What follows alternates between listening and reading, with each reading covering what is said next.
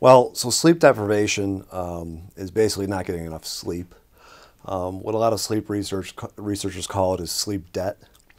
So you build up this kind of lack of sleep over days, over weeks, over months, and then like carrying around like a financial debt in the real world, having a sleep debt can have detrimental effects. Sleep deprivation is really when you're not hitting those numbers, you know, those hours of sleep that your age group really needs.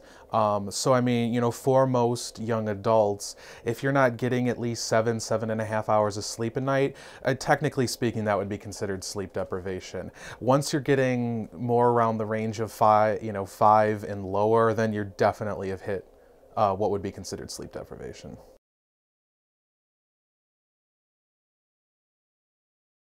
If you haven't slept well, it's going to start to slow you down. You may not have that energy, or there are other sort of brain-related and mental-related things where there's just a sluggishness, there's a bit of slowdown, and you know, if one thing that was supposed to take you X amount of time takes you X amount of time plus 5, that's just going to start stacking along your whole day. So, you know, if you find yourself not sleeping well, you know, the consequences start to add up more and more.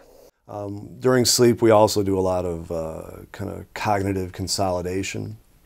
So memories are consolidated. You know, the important ones, they're kind of locked into our memory. If you don't get enough sleep, you'll have more difficulty learning things. You know, so it's critical for students. And our sense of well-being is better when we get enough sleep. Okay, so if you don't get enough sleep, you're going to be basically a little bit more stressed out. Just kind of put it more simply.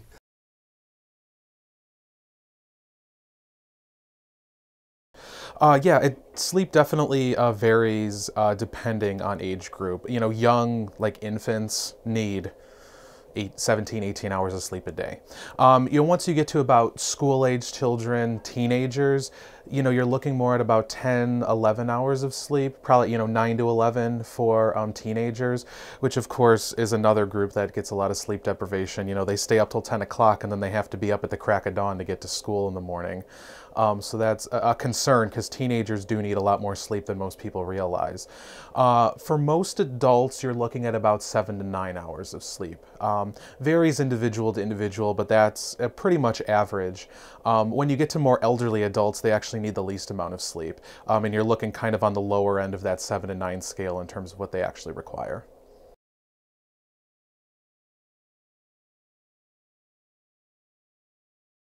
Okay, so how many hours of sleep do you guys usually get?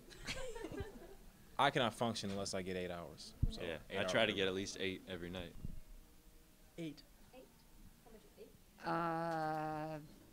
Sometimes I'd say about 6, 7.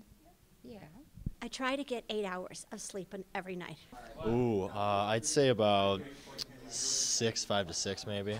On a good night, yeah, probably. What's a bad night? On a bad night, 4. 4. such as last night would be about 4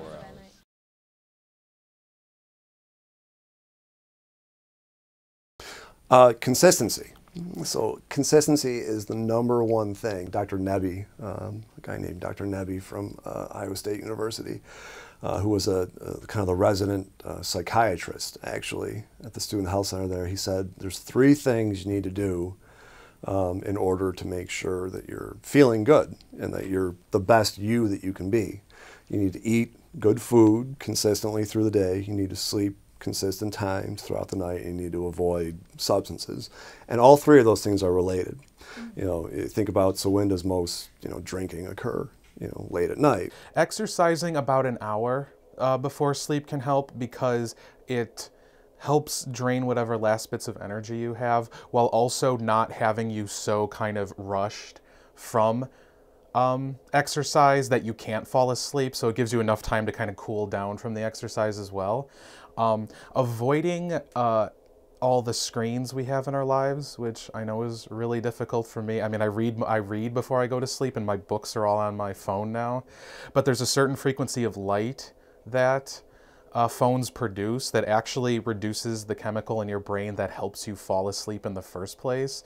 So the more you're staring at a screen, the more it's kind of pushing you further and further away from kind of the state you want to be in to be able to fall asleep. Not eating a lot right before you fall asleep, a full stomach a lot of times will keep you awake as well. Those are some things that can definitely be helpful in kind of getting yourself prepared for a good night's rest. Your body really likes consistency. So one way to get rid of sleep problems, well, to treat sleep problems and to just feel better and kind of be the best you, is to do the best you can to consistently go to bed at the same time and wake up at the same time. And over time, your body gets into this real good rhythm, and you really start to understand, you know when to expect, like, I'm going to feel good at this time. And, our body doesn't like inconsistency. Okay, so, treating your sleep the same way that we would treat any sort of approach to an impulsive behavior, the random things that we do, is not healthy long term. So that's one great way. And it has, beneficial effects for your sleep too. If you always go to bed at the same time, your body will signal at 11 o'clock or whatever, using that example, hey, it's time to go to bed. And then, then you go to bed, and you fall right asleep, and it's great. No one wants to see me when I don't get enough sleep. Really tired. Yeah. Luckily, I think I adapt well enough. I usually wake up refreshed. It's more like, an extended nap in a sense. To me, it is. But I'm not feeling my best if I were to get maybe 8 or 9 hours of sleep, the average, as they say. So it's not as good, but I don't feel as bad, thankfully. Groggy, sleepy, tired, sluggish, irritated. Not wanting to go to class. I'm like a dinosaur. Yeah. I like that Pokemon Snorlax, He just lays there and sleeps. Usually pretty cranky and tired. Also seem to be forgetful if I don't. I think that sleep's really important.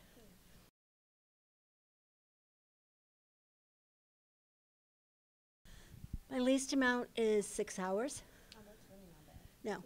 No. Mm-hmm. Thank you. Thank you. The least I had was working all night, so that was a long next day. All right, well, thank you. Yeah, no problem.